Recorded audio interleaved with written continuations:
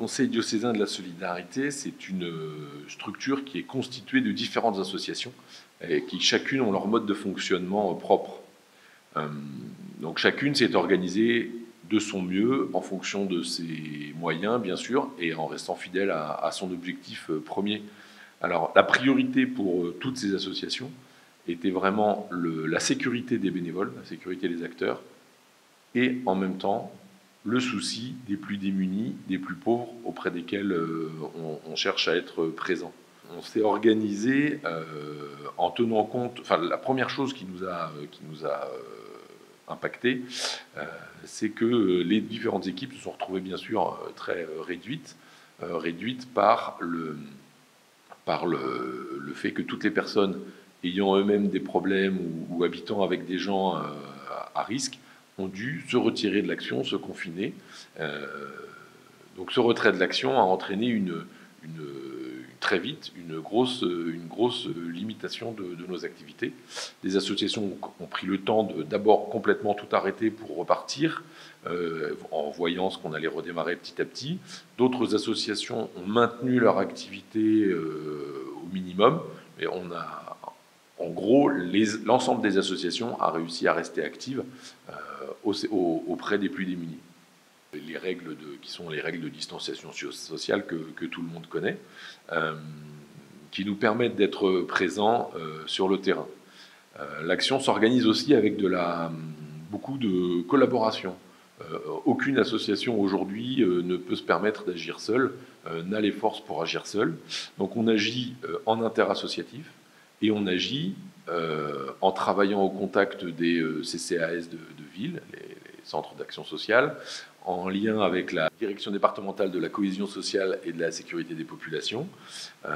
Donc on agit vraiment en partenariat fort entre interassociatifs et avec les pouvoirs publics. C'est les règles de sécurité. Dans le même temps, on a observé de nombreux bénévoles se proposant pour nous rejoindre. C'est peut-être un effet d'aubaine. Alors il y en a peut-être quelques-uns parmi eux qui, en ayant marre du confinement, ont cherché des solutions pour se déconfiner et avoir des activités. Mais la plupart sont des bénévoles conséquents, des bénévoles conscients, qui viennent nous aider, qui profitent de cette... qui, à l'occasion de cette période, ont choisi de rejoindre les associations pour se dévouer aux plus démunis. Alors par rapport au recrutement, l'ensemble des associations fait très attention à ce que justement ce soit des bénévoles conséquents et pas des gens qui cherchent juste un moyen de prendre l'air.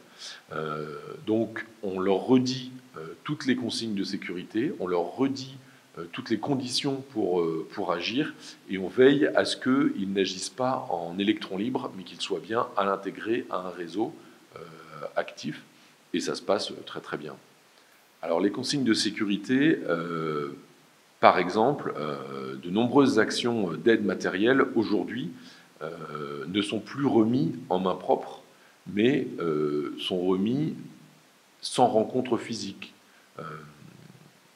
Un CCAS signale un besoin, une famille dans la détresse, une famille qui a besoin d'aide matérielle. L'aide matérielle sera sous forme d'un colis ou sous forme de chèque-service, de bons d'achat. Le bénévole de l'association va prendre contact avec la famille, établir une relation, établir un lien fraternel avec cette famille, l'accompagner, être disponible pour elle, voir avec elle quels sont ses besoins. Une fois que les besoins ont été évalués, le bénévole se déplace jusqu'au domicile de la personne pour remettre ou sur son palier ou dans sa boîte aux lettres le colis, les chèques-services qui sont nécessaires pour que cette famille passe le cap, et ensuite rappelle pour s'assurer que le colis a bien été reçu, que la personne a bien profité de l'aide qui lui était nécessaire. De cette manière, les risques sont quasi nuls, les risques sanitaires sont quasi nuls, et on continue l'action. Une autre façon de travailler, par exemple, c'est se rendre, par exemple, dans le local d'une association, au lieu de tous s'y rendre en même temps, de boire le café ensemble et de petit à petit rencontrer les bénévoles qui assurent une aide matérielle, donner des rendez-vous précis et l'échange est réduit à son minimum pour éviter les risques, tout risque sanitaire. Aujourd'hui, on ne constate pas encore une très forte augmentation des familles qui font appel aux associations caritatives.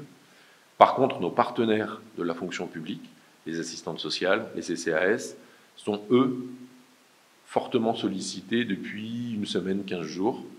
Donc on sait que cette augmentation de sollicitation sera répercutée sur les associations dans les semaines qui viennent.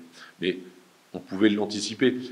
Ce type de crise impacte toujours les plus fragiles et les fait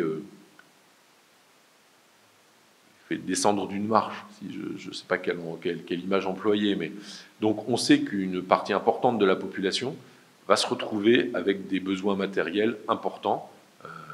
Il faut qu'on soit au rendez-vous. Alors aujourd'hui, sur les besoins humains, les associations, la plupart des associations ont le personnel nécessaire pour fonctionner. On n'a plus besoin d'énormément de nouveaux bénévoles.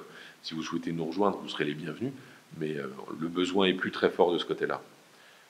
On a un premier besoin fort, c'est d'identifier les gens seuls, les gens isolés, et les gens qui auraient besoin, qui n'ont pas l'habitude.